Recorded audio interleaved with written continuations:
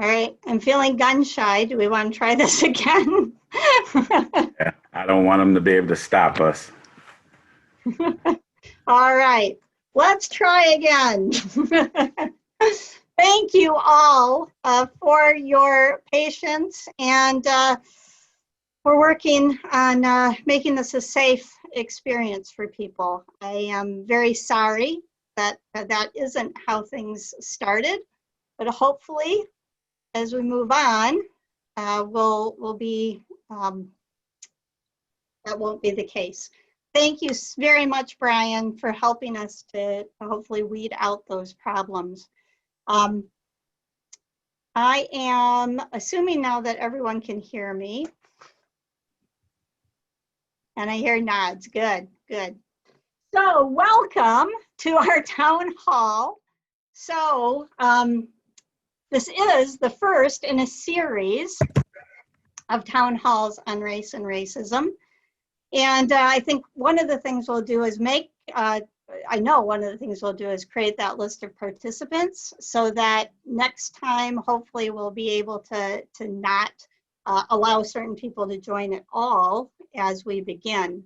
Our topic tonight is talking about racism. And as our first part of this meeting has proven, racism is alive and well and something that we really need to be wrestling with. So thank you for being here to do that. The racism town hall meetings are anticipated to be a year in length. We're planning right now to do a whole year of town halls, one a month, through the first year, and then decide if we're going to continue, if we need to continue doing this, if there's other ways that we'll respond. The idea, in addition to having community conversation, is to find actions, ways that we can be participating in creating a more just environment for everybody. And what you see on the screen is a list of the people who make up the organizations that are part of the anti-racism team. I'm going to stop this. Well, there it goes. So those are the organizations involved. We have about 35 people on the team. So thank those people for caring about this topic. As I said, we are looking at actions as well as conversation. And so some of the things that we've already identified, the team's been meeting a couple of, about 2 months now, is we've been compiling a resource.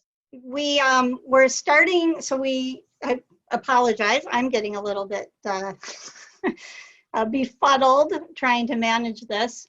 But we are going to, we do have a resource list. It is on the website for the Momentum Center. And so that website is available. We also have a book club starting that Wes McGee is planning to lead, and also a young adult group book club that Angelica Colin is planning to lead. So those are some of the things that we have started to address already. And then we plan to look for other initiatives that we're able to bring to the community as we continue to address this issue. I want to introduce, we have our panelists tonight, and we'll get to them. We'll hear from each of them. George Barfield is a resident in Spring Lake. He's a consultant on cultural sensitivity. Deanna Rolfs is a coach and a co-facilitator at Grand Valley. She speaks on white consciousness. And Angelica Colin is the resident of Grand Haven and a member of the Anti-Racism Task Force. So we're going to be hearing from them.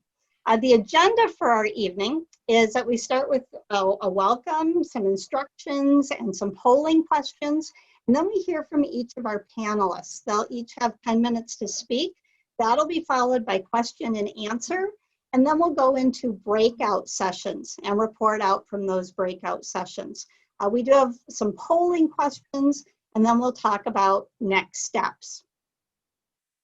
So some of the instructions, asking you to stay on mute. And at this point, I believe I have muted everybody. And so again, a little bit of patience as I search to unmute you when I ask you to speak. Okay, I believe I have you assigned now, Rebecca, for closed captioning. Is that true? Are you all set? It is true. And if you can mute my microphone. I will do that. There we go. All right, so we do have closed captioning tonight, which is something we've been able to add, and happy to do that. If you need closed captioning, what you want to do is click on the 3 buttons at the bottom of your screen that say More, and you want to turn your subtitle setting on. So at the bottom, there's 3 dots that say More, and then there's settings for subtitles. You want to set those to on if you want the closed captioning. We do invite you to put questions in the chat box that you have as the speakers are speaking. And if it is possible, Jenna, to delete the inappropriate chats that were entered, let's do that. I don't know if we can do that and keep others going, but please try to do that. As you have questions, please put them in the chat box. We did have questions submitted beforehand, and I've shared those with the speaker. There were 4 questions that were very specific to other topics that we will be covering in the future, including questions about area government, defunding police, criminal justice, and employer education. So those things we will hold until we have our town hall meetings that are speaking specifically to those topics. All of the other questions have been forwarded to our speakers. Probably will be answered as they speak, but if you don't hear your question answered or if new questions come up, please place those in the chat box. After the meeting, the next steps are that we are recording this, so we will get that recording to everybody, as well as all of the other materials that we review. Any questions that we don't get to, we'll get those answers and forward those. I want to go over our ground rules, and I am going to try to share my screen again for this. All right, are you seeing my screen? Let's try this again. So, honesty. We don't get together to debate who's right and who's wrong, but to share our experiences, our honest thoughts and feelings, and to be willing to listen to others. Equality. We do have panelists who have particular experience and knowledge, and we are thrilled that they are on board, but we're all equal and valuable contributors to the conversation. Respect. All of us have preconceived ideas that can get in the way of our listening to each other, and so we want to be aware of that so we can remain respectful at all times. We want to practice active listening. So we want to be paying attention to whoever is talking and not letting our minds wander into what we want to say, which is kind of our more natural reflection usually. And so it can be particularly hard with Zoom meetings. We want to really try to stay focused on our speaker. Responsibility, we all have hot buttons and they can get pressed unintentionally. If that happens, we want to be able to name it without blaming somebody else for it. And it's a shame-free zone. So we want to be able to share what we're thinking, to ask our questions without worrying about being shut down. Obviously, the inappropriate kind of conversation does need to be shut down, and we do need to exclude those people from this communication. But as we all try to work to gain a better understanding, as we're here for legitimate caring purposes, we want to be able to ask the questions that we're not always sure we can ask, so that we can become more and more comfortable with these conversations. So shame doesn't help people grow, and so we don't want to use that as a tool.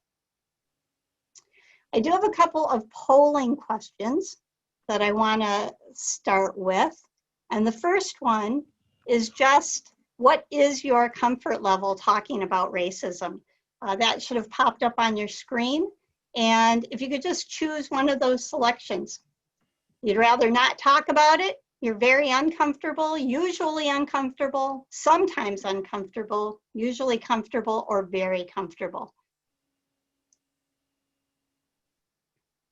And this will just give us a little bit of an assessment of where we are as we begin. The other question that I want to ask before our conversation is racism present in our community? Not at all, minimally, somewhat, regularly, or always?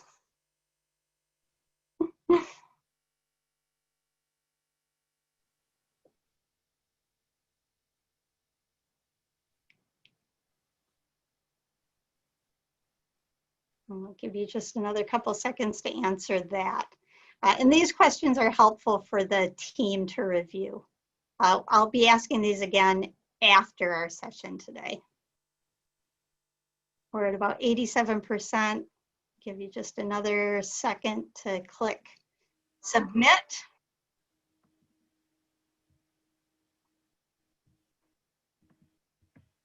You have to hit submit for it to work. All right, good enough. So those are our pre-polls. The next part is to invite our speakers to talk. So I want to present George Barfield. George, are you grandpa up there? Is that what your screen says? I need to unmute you. So 1 second. That's to unmute. Can you unmute yourself? There. Can you hear me? Beautiful. I can hear you. Okay, great.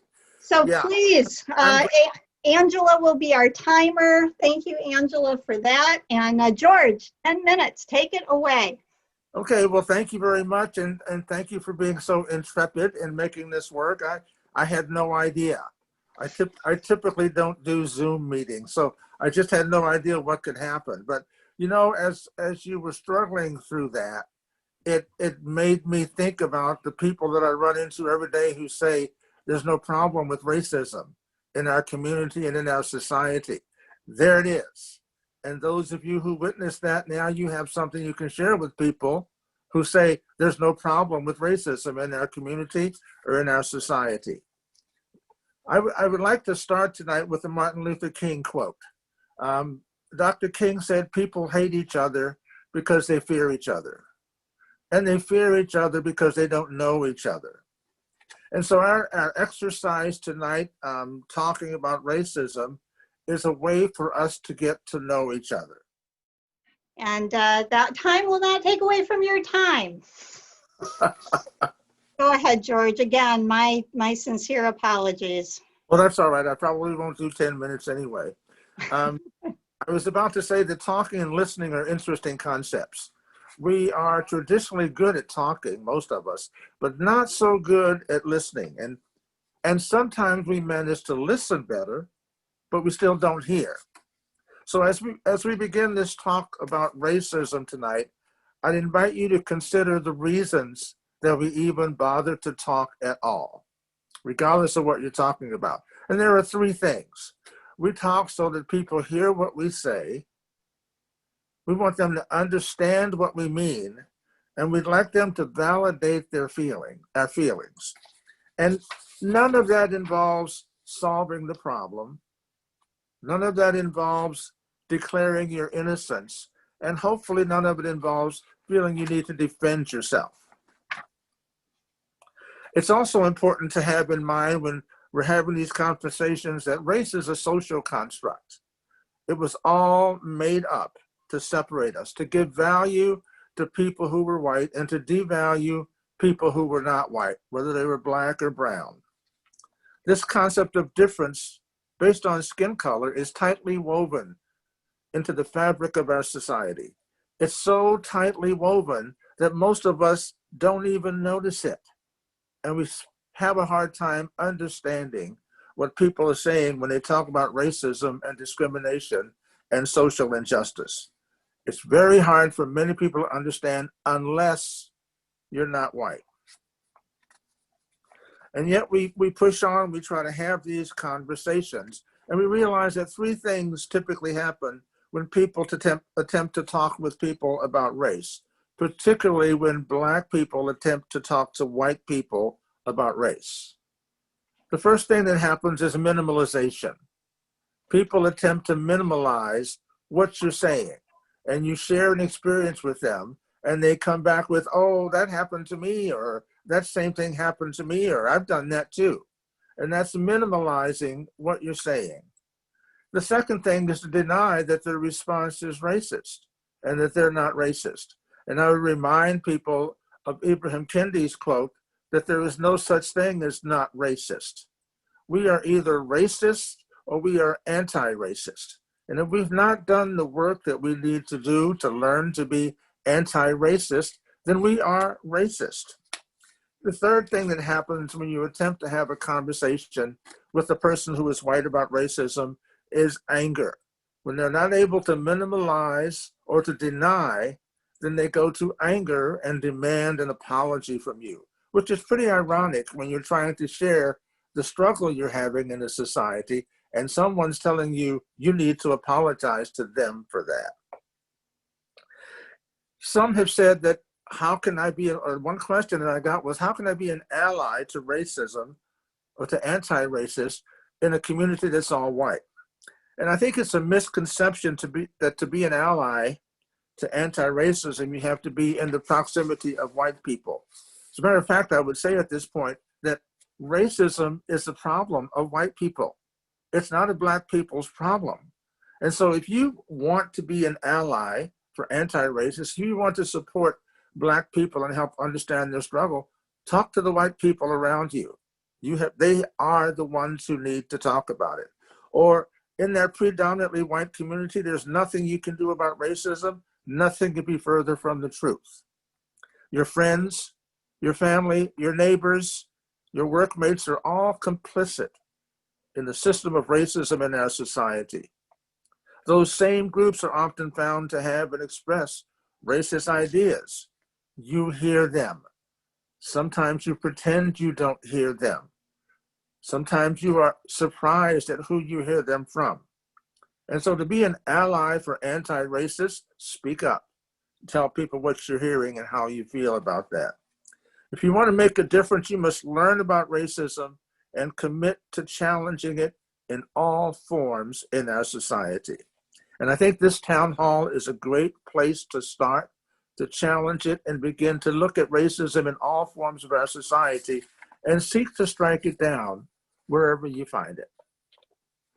Thank you.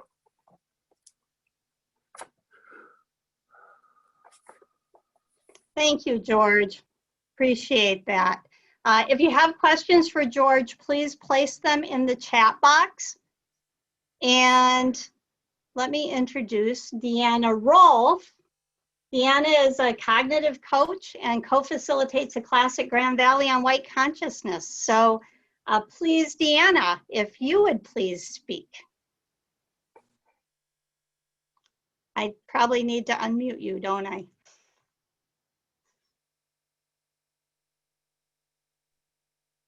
Hello, can you hear me now? Yay. Yes. All right. Good evening, everybody. So good to see all of you and share this space with you. I would like to give a special shout out to Brian and Barbara for your grace in handling that. If there's ever a reason, as George said, to not be surprised by racism, right? I'm gonna jump right in. So I have slides to share, which obviously I'm not going to share right now, but I have sent the PDF to Barbara and she'll share it with you. And there are a lot of like resources and graphics and pictures that are appropriate in order to like illustrate the concepts I'm gonna share with you. But so forgive me, I'm gonna try to stick in my 10 minutes for this. So I wanna thank you for this invitation to talk about white consciousness. I wanna start with sharing my why. While I serve as a leadership consultant and spend most of my work on strategic planning and leadership development and helping leaders transform for a vibrant future, I believe in adult learning. We are all adults and we can we have so much unlimited capacity to learn and grow and apply and adjust. So I was asked tonight to talk a bit about white consciousness, which is super related to white supremacy, which of course is definitely related to anti-racism. So in planning for tonight, the most important first thing I wanted to mention is I believe deeply in the power of truth, encouragement, vulnerability, and accountability. The burden of anti-racism usually falls on people of color, and there must be a shift in the labor of who does this work. We white people need to embrace the work of anti-racism. I'm not an expert. I believe strongly that our current system is not okay, and we should do something about it. So I'm really excited to be with the panelists tonight too. So the next slide I have, if you would imagine a graphic of all kinds of like Twitter pictures of Layla Syed and Christina Cleveland and Rachel Cargill. It's important for me to mention that I share what I know about anti-racism because I've learned it from people of color. I learned white supremacy from white people and from our system. In general, it's just in the air we breathe. And daily I commit to following and learning from and paying and crediting Black and brown leaders and friends and colleagues for the work that you all are doing. I invite you to do the same. In this time, I will speak primarily to white people, as I think that it's our responsibility to also say, what can we do about this? So I don't do that to exclude those of you that identify as people of color, but to name some of the work that white folks should do. So imagine a big, wide open road. This work is a journey. We are all works in progress. We're learning every day, myself included. There's no destination in this anti-racism work. This journey is winding and not linear. And the goal is not to center myself or make it about me, but I believe the journey itself is transformational. So I believe that anti-racism requires a whole person commitment. It requires a head work in the knowledge and information and understanding history and rewriting what we've learned about our history in the United States in particular. It's heart work. What's our empathy to desire and do better and open your heart? And it's hands work. Action is required. When we know better, we do better, and we must apply our learning. So I love that quote by Maya Angelou, that do the best until you know better, and when you know better, do better. So next, let's define white consciousness. So when I facilitate groups, we often start out with some activities when we have more time, like when did you first realize you were white? Or first realize your race, which is definitely a very different experience for people of color than white folks. Or if you think about a pie, what percentage of your life are you aware or focused on the fact that you're white, if you're white identifying, or if you're a person of color? So white consciousness, I'll read these just two short definitions. White consciousness is one's awareness of being white and what that implies in relation to those who do not share white group membership. So what does it mean to be a white person in the US? And what does that mean in relation to those that identify as people of color? Secondly, when we think about that idea of consciousness, the cognitive and sensory experience of our relationship to the world is shaped by our white identity. So if we're not aware of our white identity and how it impacts how we maneuver in the world, then we are missing out on much of the depth of life and of experiences. So I don't know how many of you have felt tired, white identifying folks have felt tired or exhausted or emotional about the racial violence and this racial reckoning that we're in. This momentary white consciousness about racial injustice in America should give us great pause when we think about the weight of our Black and brown friends and colleagues and neighbors as they're carrying this. We can opt out, we can ignore it, we could step away from this and live our lives like it's not happening, right? And I should mention that there also are phases to white identity development. So there's some really great research and information on that. If you're more curious, you can dig in further. So it's also really important for us to identify white supremacy. So racism exists because of a racial hierarchy. And as George said, I was snapping on so many of George's points. Thank you, George. To have a hierarchy, you need a group that's above the others. You need a group to be supreme, hence white supremacy.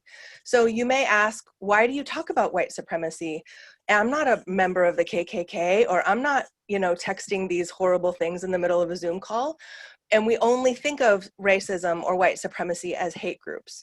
However, white supremacy is in the air we breathe, it's in the water we drink, it's invisible pollutant, and it's overt sometimes, right? So I'm going to read you a definition of white supremacy. By white supremacy, I do not mean to allude only to self-conscious or overt, like we're seeing now, racism of white supremacist hate groups or people showing white supremacy. I refer instead to a political, an economic, a cultural system in which whites overwhelmingly control power and material resources. Conscious and unconscious ideas of white superiority and entitlement are widespread, and the relations of white dominance and subordination are reenacted across a broad array of institutions. So that's a quote by David Gilborn, and I apologize for those of you that are visual learners just to hear me say it really quickly, but it's an intentional system. It's not just hate groups. It was founded in our Declaration of Independence. It was written in there very clearly, Black people, Black are 3/5 of a man, right? And also, Native savages. It's horrible to say, right? We don't say that in public. It's written in our historical documents. And it's not just 400 years ago when the first slaves were, Black enslaved people were purchased in this country. So if we don't interrupt this, it's because we've been taught not to see it. So some may say it's just the way it is, but meanwhile, our systems and our organizations and our policies are based in this. So it doesn't even take over racial animus or over action to perpetuate racism when it's a part of a system. So there were a couple questions that came up that I'm going to just close out my time addressing. One of them was, what's the best way for residents to address people with white fragility? And I say, know what it is, research it, know why it occurs, know what it looks like and feels like and sounds like. White fragility shows up in all of us white folks. It is really important that we increase our accountability to friends and colleagues and neighbors to say, hey, I know you didn't mean it that way, but that thing happened. See it in yourself. Have moves to counteract it in yourself. Stay humble, share your missteps, speak up, name it, work on that. There is a definition of white fragility that I was gonna put in front of you, but it's really about a racial equilibrium, that anything goes underneath that like comfortability that white folks are taught to just presume, and we respond with different actions like anger or fear or guilt, or passing memos where we can't even talk about racism.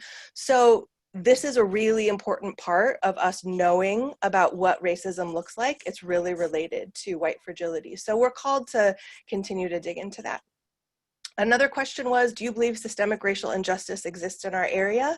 And I would say yes. It's called systemic racism because it's ingrained in every one of our systems throughout society, from banks, schools, companies, agencies, law enforcement, etc. It's shown through data and employment and wealth gaps and education gaps and all of these many things. So let's continue to work to disrupt that. And then lastly, how do we start to bring about change when opportunities are limited because we live in a predominantly white area? And I have on a screen, I invite you to look up what overt white supremacy and covert white supremacy, it's in a triangle. You can find it really easy if you Google it. There are covert white supremacist actions, and they don't require people of color to be present for them to happen. So 2 quick examples, and then I know my time is up. One of those covert white supremacist actions is racist mascots. Do you need to have people of color present to have racist mascots? No. Do you need people of color to be present for racist jokes? No. Do you need to be fearful of people of color to have them by having them present? No. You can be in your home by yourself watching the news and are built and taught and enculturated to be fearful of people of color. So there are so many things we can do, even in predominantly white areas, as 75% of white people in the US interact only with other white people. So there's a whole lot we can do. So I also want to give you one more resource. It's called I Can Fix It by Damali Ayo. And there are steps for white folks and steps for people of color in like 2,000 interviews she did with folks to disrupt inequity. And the link is in my PowerPoint. So I'm hopefully that'll be easy for you to find once Barbara sends that to you. So thank you so much for the opportunity. So great to see all of you. And thanks again for those of you that are managing the tech really well. Appreciate it. Thank you, Deanna, very much. If you have questions specifically for Deanna, please enter those in the chat box. And as we finish hearing from Angelica, we'll go back and answer ask those questions. So please enter them in the chat box. And let me introduce Angelica Cullen, who is a resident of Grand Haven and a member of the Anti-Racism Task Force. Angelica, wave at me so I can find your picture and unmute you. But there is one question for George. What are some good resources to read to help us, parentheses, white people in white communities, with talking points and knowledgeable responses? Oh, I think that's a great question. One book I'd like to recommend is called Waking Up White. Some of you have heard about it. It's a wonderful eye opener for people who are white. It helps them understand white privilege and white supremacy and their role in it and how they've benefited from it for most of their lives. The other book I would recommend is Ibram Kendi's How to Be an Anti-Racist. It gives you many, many talking points. It's almost an encyclopedia of how to approach and discuss anti-racism.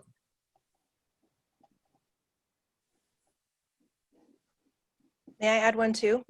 The book Me and White Supremacy by Layla Saad it's a very short, it's a 28-day book, but it's not just for reading, it's a journaling book. So she's coming out with, so you read a day and then you answer questions. So it very much helps we white people with awareness of our internalized supremacy. White folks have internalized racial superiority, and people of color have internalized racial oppression. So it helps us really unpack that. Whether or not you remember the name doesn't matter right now if that doesn't connect with you, but it's a really great book. Also, White Fragility is a really good one. I mentioned it already, but. Yeah. And there are critiques of all of those. Some people are like, are you afraid to talk about the critiques of those books? I'm like, no, not at all. Critique the critique, right? Keep learning about it. Keep reading. Sorry, Barbara, were you going to jump in? No. Or no. Jenna? Okay. Jenna. That was the only question that came up so far. I do think, is the chat unlocked now? I believe the chat is unlocked. So please, if you have questions, go ahead and enter those. And because I stopped the meeting and restarted it, I might need to reassign all of the breakout rooms. Yep, I do. So all of my facilitators who I already assigned you a room number, you can ignore the number I gave you and I will reassign you. We'll go ahead and go into our small groups. And the first question that I want you to talk about among yourselves is, what is your motivation for joining this conversation about race and racism? How has race impacted your life? So what's your motivation for joining this conversation, and how has race impacted your life? I am going to activate breakout rooms and look for my facilitators and hope people didn't get locked out. So allow me to juggle things around, and you'll have in your room, you'll have about 6 minutes to answer this before coming back out. As you're assigned, feel free to accept that, and then eventually everybody will be in your room with you. While you're working on that, Barbara, I just want to vouch for that. Barbara is so incredibly organized. I can't even say like what great detail and time and effort you put into organizing it. So it's not lost, don't worry. Do your thing. I know how it feels when you're creating breakout rooms and it feels like it takes forever. So, good. I might recommend then, as you're thinking about it or while we're waiting, to just consider that first question. What's your motivation, right? Mm-hmm. And how has race impacted your life? Okay, everybody has been assigned to a room except Angela, because she's my timekeeper, and a couple of people that seem to be writing inappropriate things. So I'm not assigning them to rooms. And everybody also should have an invitation So please go ahead and go to your room. We might have all of our groups back. So I want to invite each group to kind of share the highlights of that conversation. I know we had 3 questions, but what I'd like to do is get that touch base and then go back to the breakouts for the second 2 questions. And you'll stay in the same breakout room, so we won't need to take the time reassigning that. It does look like some of the facilitators that I assigned ended up not in a room, so I don't know if they got kicked out along the way. Hopefully there was a facilitator for everybody. We will find that out. My first group, I show Luann Worksma was in there. So Luann, can you share your group conversation? Well, one of our, for the first question on motivation for joining, one of our members is a nursing instructor for Baker College, and she just, from a health point of view and teaching others to treat people in the healthcare environment, she wants to be very conscious of her biases and eliminating bias in caring for people in healthcare. That is the only note that I have from our group. I'm sorry. I'm still really reacting to what has happened here, and I'm feeling very, very bad. Thank you, Luann. Thank you. I did also want to share, I heard from Angelica, she is having a router issue. So we will get her presentation and we will share that with everybody. So thank you, Luann. Let's go to group 2 would be Carrie. Okay, our group of 4 or 5 women, the ones who grew up in the South had really bad experiences seeing cross burning and just terrible things, a lot of segregation at the time. That was Anne. And Betty Jo, or no, Crystal, I'm sorry, she grew up in Grand Haven, and there was a lot of racism here, of course. And she had, she works now in St. Louis and is doing, working on racial equity in St. Louis University, which is wonderful. So a couple other members had great experiences because they were in more diverse cultures that they grew up in. And so when they came to Grand Haven, they actually had culture shock. And about George Floyd, the people who have family on the far right, they viewed George Floyd's death, even though it was very sad, but they viewed it as he was a criminal, don't you know? So then other ones, just it was shocking, and people are really still in shock over that in Breonna. So that was our group. Thank you, Carrie. Mm-hmm. How about group 3, Carolyn? Yeah, we had the first question on involvement. You know, some of it, the reason for it was the just time in the life where it's time to open our eyes, right? And time to get involved, not be just complicit anymore. Someone with kids now and saying, you know, time's now, you know, we've got to get involved. And another person had moved, you know, to West Michigan recently from the east side of the state, and among other things thought, wow, I want to meet some like-minded people, and saw this group or was invited by someone else that they knew. So that was really good.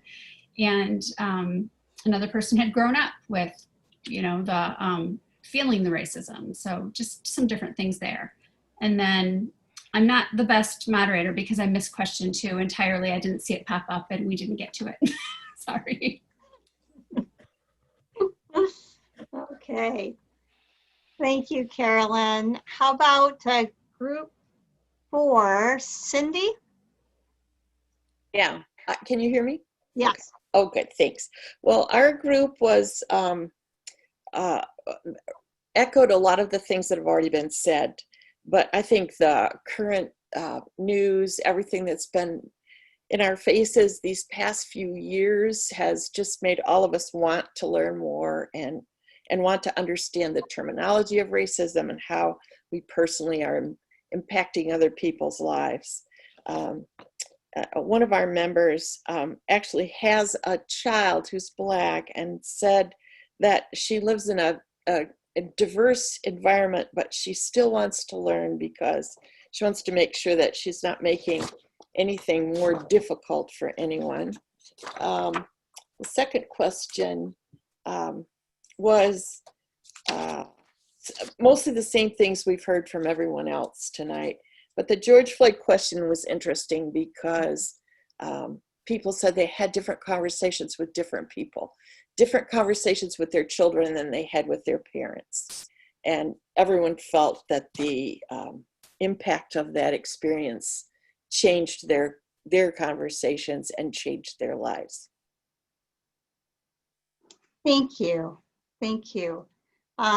Group 5, Deanna?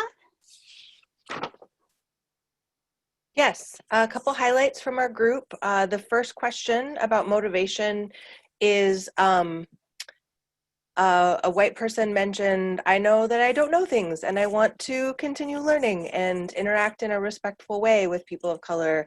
I want equity in our neighborhood and our schools and everywhere. That this got me learning and reading.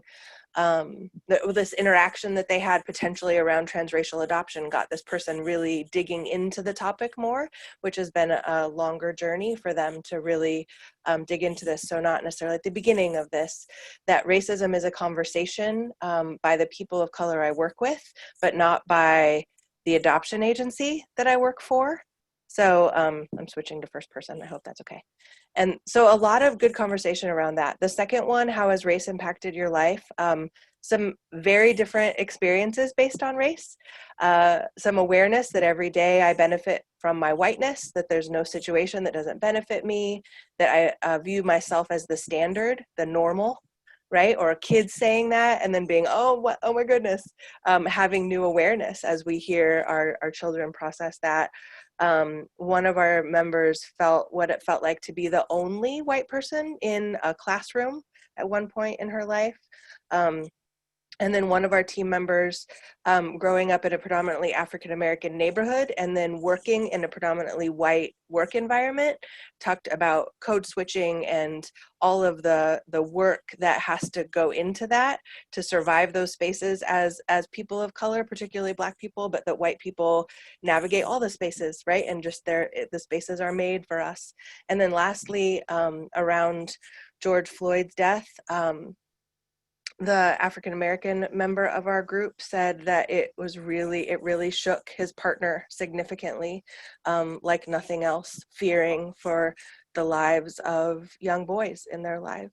And then from some of the white folks saying, many of my friends have the privilege not to talk about it. I bring it up, but, and that it felt very shocking and disheartening and we didn't know, like, a new awareness that we're in this state as a country.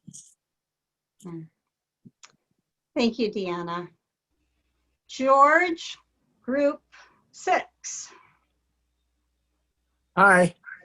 Hi. Somehow I only had 3 people make it to my group, and one of them was muted part of the time. So our conversation was still lively. One of the reasons for participating in this town hall, one woman indicated that she felt there was time that she learned more, that she wanted to be more informed. Another young woman indicated that she was concerned about her son's education. She had her young son with her sitting on the couch there, and he appeared to be about 11, and she was concerned about him being an anti-racist rather than a racist and looking for ways that she might help him not be a racist in our community. As we talked about experience with racism, we had an Asian woman who grew up in Holland, and she now has a biracial child, and how that child is experiencing racism and her concerns about that. And so she wants to learn what to do about that. There was also discussion from one of my members about her son who has a partner who has darker skin. She didn't assign a race to that, and how they have had to consider where they go on a vacation or to eliminate part of their vacation because of reports of racist incidents. You know, and I was able to share with her that, you know, that was sad that her son had that experience, but that's the experience of Black people all the time. We have to always consider where we go and how we're going to be accepted and whether it's going to be okay or if we're going to be safe. The George Floyd question flashed by in the middle of us discussing the other two questions, so we didn't get to respond to that. We were going to, but then time ran out. Time does go too quickly. Thank you, George. Yeah. How about group 7, Gina? Hi. So for what motivated us, it was a lot of family, knowing that discrimination does happen, racism is real, and we all kind of want to make a difference. Also, someone from the Grand Haven Area Community Foundation was on our group as well. So race has impacted our life. One person mentioned that they've been the minority before and they didn't like how that felt. So they can begin to empathize in that way. We've also discussed that race impacts us mostly positively and not negatively. We were all white on our call, and we see good things about our community. And so, you know, that's kind of why everybody was there. We also discussed the George Floyd question. We all brought it up with our families. And I believe that one person brought it up with her children as well, specifically, and she touched on that she had a different conversation with her children than the adults in her life as well. But we all did discuss it in one way or another with people in our life. Excellent. Thank you, Gina. How about group 8, Greg? Hi, can you hear me, Barbara? Yes, I can. Okay, great. So I think, well, we only got through the first two. We didn't make it to number 3, but we had a great conversation. Grandpa's daughter was in our group, so we had Greta with us, and so I'm seeing you both smile. That's nice to see. We talked a little bit about Greta talked a lot about sharing her experience as a way of engaging in conversation with people. And I think for all of us who are on our group, a motivation theme was wanting to engage in the conversation. So in part, not necessarily getting it in other places. And that's why coming to this conversation was important. I will also say I'm happy to see Brian Wheeler's back. I'm glad we got you back in, Brian, and here's why. One person on our call, Ken, talked about how 20 years ago you made a presentation at Rotary, I believe, and talked about how you had to feel comfortable walking through downtown Grand Haven. You wore your GHAPS jacket.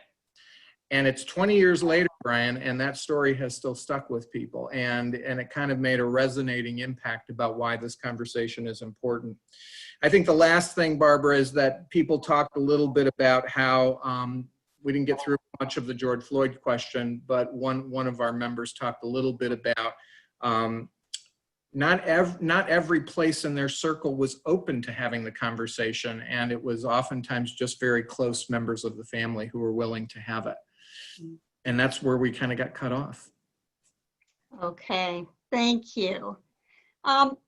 For group 9, I think I went and assigned you, Jane, although I didn't mean to assign you to a group. Oops, you're still muted. Yes, I know. I was like, okay, we jumped right in though. My apologies. No worries. I had a great group, and for the first question, there were some new people. So it was a time to welcome, and a time, to just find out and have a platform to talk about. We were all white in our group, and so it was. We came from clearly different age groups in there, but just where we grew up, where we lived, what we hope for, wanting to become more aware. And like with the George Floyd death, the question about talking, some of us talked with family better than neighbors. And Linda brought up about how do we talk to our neighbors? How do you start those conversations? Because they can feel very, we have to practice. We have to get better at talking about them, and how do we do that? And it may feel uncomfortable, but then Black people and people of color are comfortable all the time. And so we have to just start having more empathy and understanding. Yeah, and what else did we just, as far as the people in the group really wanting to grow and learn and move forward and be a force in it. So it was a great group. But I'm going to bow out now so I can take more notes. Thank you, Jane. How about Jenna, group 10? So for question 1, we talked about how different experiences when people have grown up. One person said that their parents encouraged them to be friends, but not too good of friends with people of different skin colors. And someone who attended Mary A. White when they were younger had asked their teacher, why are there no Black people here? So they had been in a different, more diverse school before, and then when coming to Grand Haven was not so diverse. And then why, let's see, number 2, for the George Floyd, we had talked about how friends in Chicago openly talk about what had happened, and more openly and different than people here have talked about it. And then also the different generations. So younger generations using social media to express themselves, and then the older generations not really knowing what to say or do. And then the question number 3, just needing to continue to learn and read more, learning terminology, learn strategies to handle racist stories and other people. So that's what we had. Thank you. Thank you, Jenna. I believe we ended up without a group 11. Monica, group 12? Yes, thank you, Barbara. Many of the things that have been talked about already. So just real quickly, we were a small group, all white women, and just understood for question 1 that we have to learn more. We have to educate ourselves that racism is a white person's problem and white people need to solve it. And in terms of noticing how race had impacted our lives, we all just acknowledged through privilege.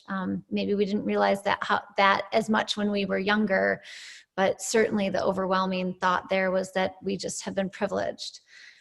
In terms of George Floyd's murder, just heartbreak. Each of us finding groups to be able to talk to. Some people felt that their friends related better than family. There was a mix there. But really each of us leaning in and wanting to have those conversations. Those of us who aren't so young in the group were really impressed by our youngest member, who talked about how it was her friends who seemed to really get what was going on more so than her family. And in what ways do we consider ourselves an anti-racist? Each person had something to share just about standing up, leaning in, but that it has to be a purposeful choice every day. Since we've been raised in a society, we know we have implicit bias, so it has to be every minute of every day. It has to be a mindset to be anti-racist, and we can't ever be rid of what we seeped in growing up.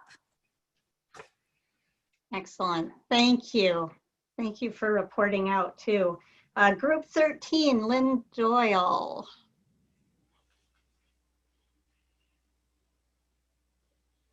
Hi. So our group had some similar thoughts to the others as far as motivation.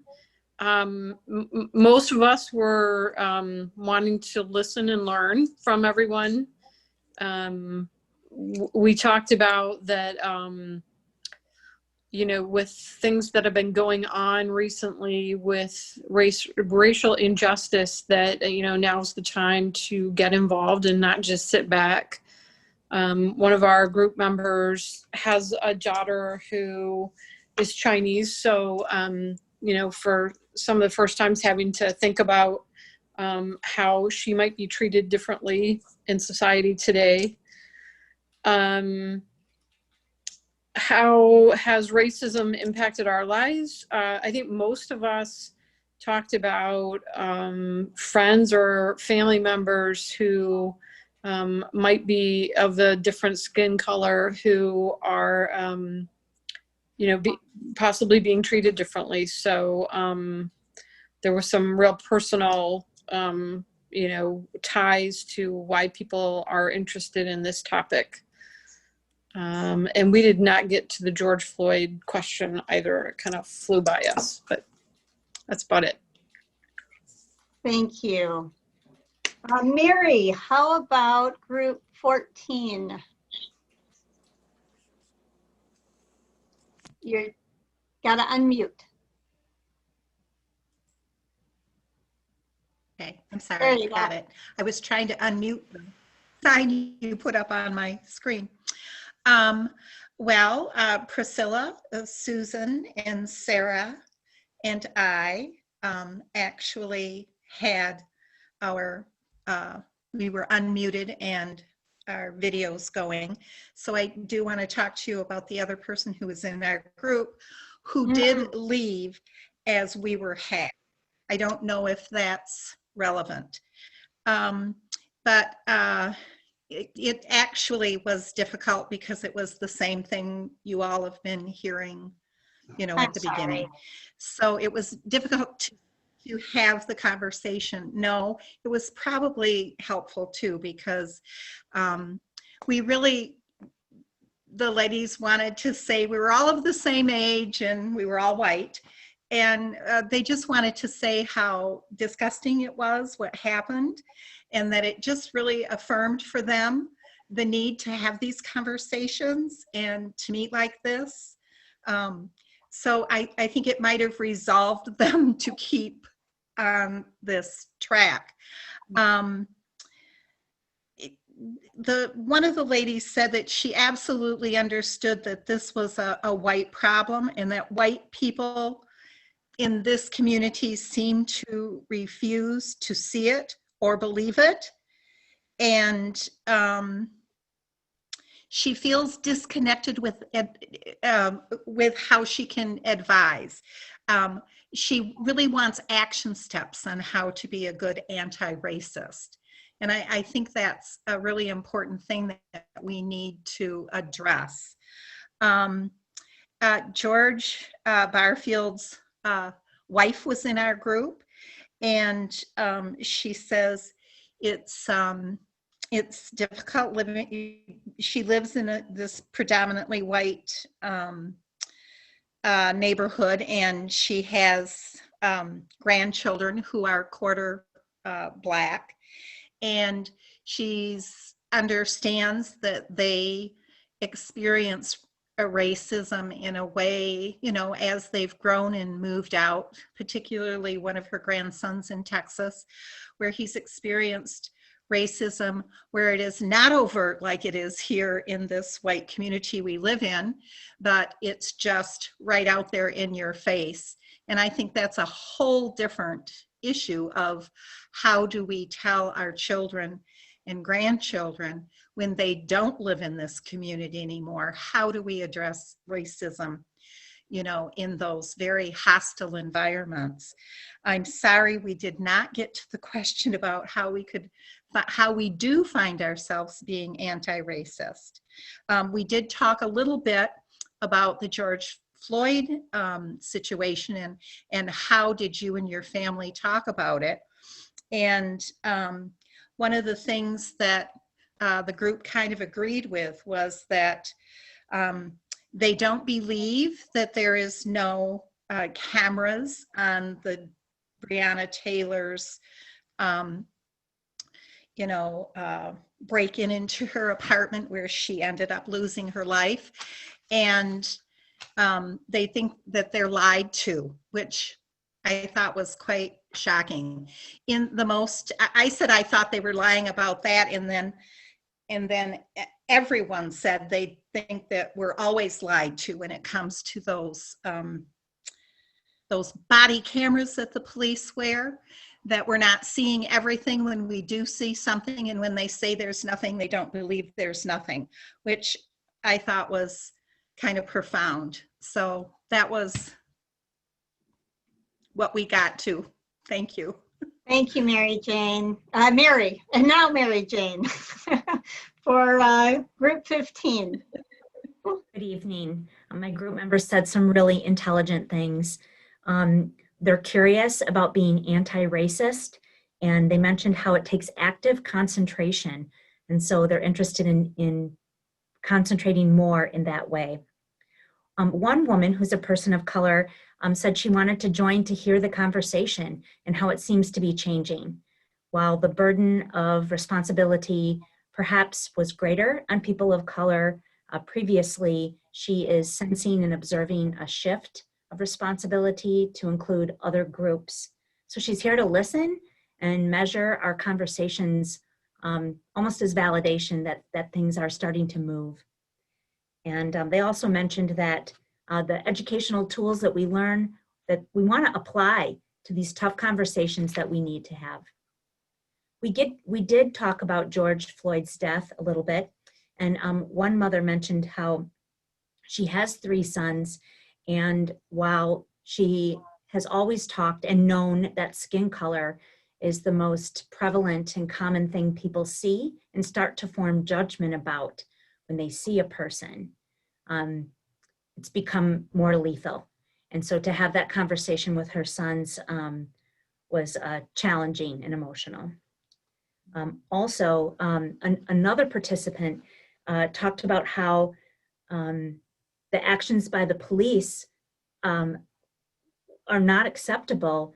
However, do we recognize that the police department probably have implied approval from the white community? And so that hasn't gone unchecked.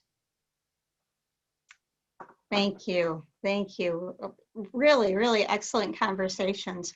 I am going to, I recognize we're running out of time, but I do want to send you back to the groups just for 5 minutes. And then I'm not going to have y'all report back out. I'm going to have the facilitators take notes, and then we'll review them at the debriefing meeting tomorrow, because the next questions are the to-do questions.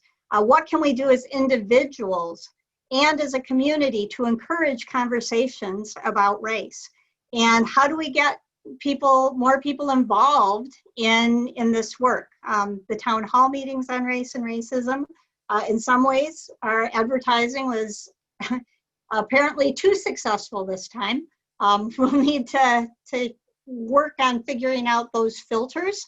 But if you could, I'm going to send you back to the rooms so you can talk for the next 5-6 minutes on what we can do as individuals and a community to encourage the conversation and to get more people involved in the town halls and the work.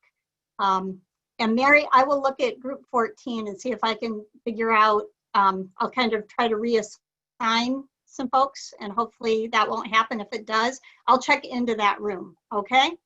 So let me send you back to your breakouts. All right, I think we have everyone back. So please, facilitators, share those notes with me, and we will review all of that at our debriefing meeting tomorrow. So you can just email whatever notes you took so that we can go over that and share it. I do have some post-polling questions, so I'm going to throw those up. The first one is just kind of the post-poll. So after having had this conversation, how comfortable do you now feel talking about race and racism? The next one, just to check in again on this, how is racism present in our community?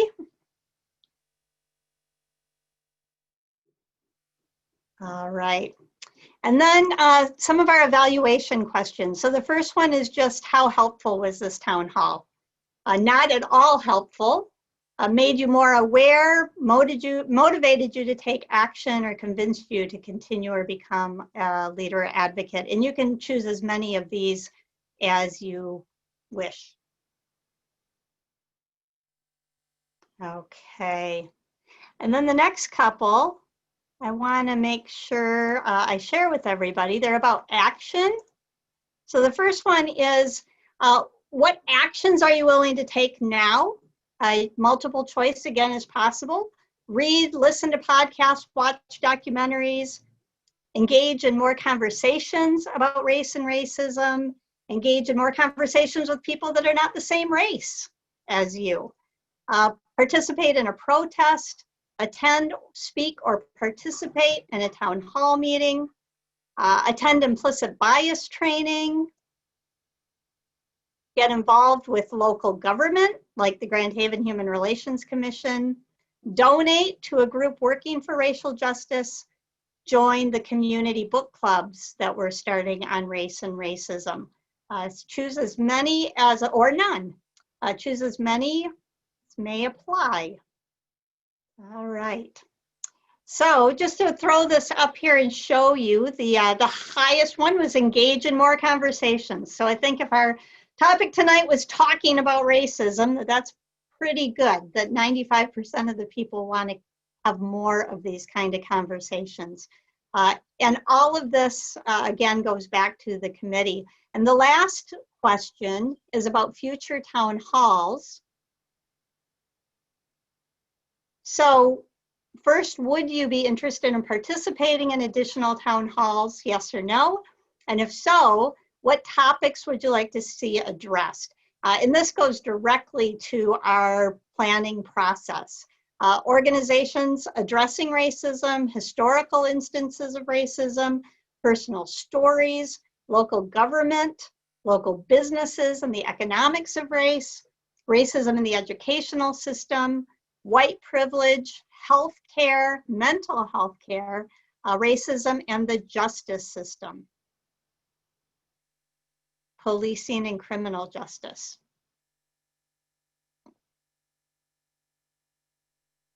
And again, you can choose as many as apply. This does help us set priorities. These are all things we'll talk about over the next year in our town hall meetings, but this will help us prioritize those topics. All right, ending poll. So great, 100% said that they want to participate in additional town halls. So that's really, really encouraging. Thank you for your graciousness and forgiveness for the security issues. We will work really hard to resolve those. Racism in the justice system, 75% is the highest here, followed by racism in education, and then personal stories. And again, with all of our town halls, we do want to interweave the stories and the facts and the data. So thank you for taking time to complete those. I really want to thank everybody who participated in the town hall tonight. I would put up the slide. I guess I'm gun shy, but I think we might have weeded out people. So I think I am going to try to screen share one last time here because I do want to recognize all of the people who have been participating, all of the people who are part of the Anti-Racism Task Force, the organizations that are committing people and resources to doing this work.